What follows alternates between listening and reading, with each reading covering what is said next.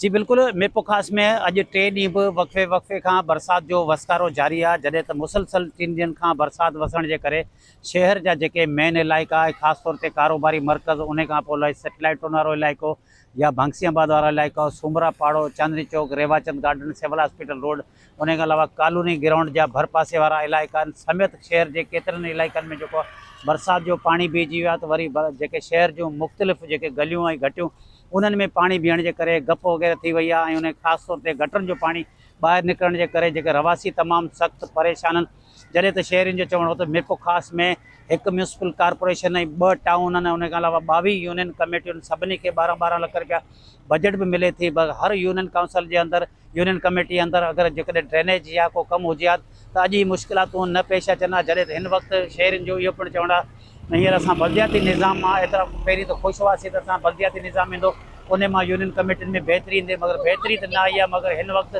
तमामु असीं सख़्तु परेशान जो शिकार आहियूं। अहिड़ी तरह तव्हांखे ॿुधाईंदो आहे हिन वक़्तु ख़ासि तौर ते मीरपुर ख़ासि में जेके भरपासे इलाइक़नि में बरसाति पवण जे करे शहरी इलाइक़ा त बरसाती पाणी जी लपेट में अची विया आहिनि। त वरी ॿिए तरफ़ जेको आहे तव्हांखे ॿुधाईंदो आहे मीरपुर ख़ासि जो तक़रीबन लॻभॻि 2.25 अरब रुपए जी लाॻत सां जेका तइमीर थियल डिस्ट्रिक्ट इस्पताल, जंहिंखे लॻभॻि 3 साल थी विया आहिनि, मगर उहा जेका हंधा हंधा जेको आहे पाणी टिमण जे करे मरीज़ जेके आहे या उन सां गॾु अटेंडेंट्स हुआ उहे सख़्तु परेशान थिया आहिनि। ऐं एतिरे ताईं मरीज़ जेके दाख़िल हुआ उहो बि मोकल वठी हलिया विया आहिनि।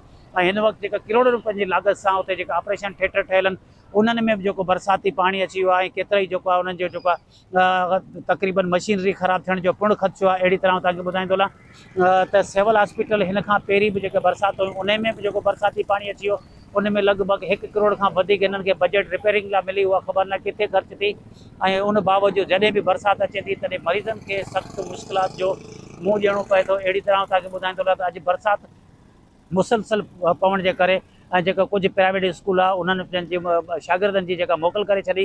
अहिड़ी तरह हिन वक़्तु जेको आहे वक़्फ़े वक़्फ़े सां मुख़्तलिफ़ शहर जे इलाइक़नि में बरसाति जो वसकारो जारी आहे। जॾहिं त म्यूनसिपल कॉर्पोरेशन जो अमलो पिणु जेको आहे मुख़्तलिफ़ जेको मेन रोडनि ते जेको पंहिंजो मशीनूं लॻाए पाणी कढण में रुधल त आहे, मगर ख़ासि तौर ते शहर जा तव्हां ॿुधाईंदो केतिरा ई इलाइक़ा आहिनि उहे अञा ताईं बरसाती पाणी जे लपेट में। अहिड़ी तरह मेयर अब्दुल गौरी ऐं 2 टाउन चेयरमैन सां ॻाल्हि ॿोल थी, हुननि जो चवणो त असांजूं टीमूं निकितल आहिनि, असांजूं टीमूं कमु कनि थियूं जिते मशीनरी जिते बरसाती पाणी आहे ऐं उते असीं पाणी कढण में मसरूफ़ आहियूं। जॾहिं त शहरियुनि इहा दावा रद्द कंदे चयो आहे त मीरपुर ख़ासि शहर जे मुख़्तलिफ़ इलाइक़नि में एतिरे ताईं मुख़्तलिफ़ ऑफ़िसनि में जेको पाणी बीहजी वियो आहे, ख़ासि तौर ते मरीज़नि खे वॾियूं मुश्किलातूं आहियूं जेको सिविल हॉस्पिटल में पाणी अचण जे करे। जी।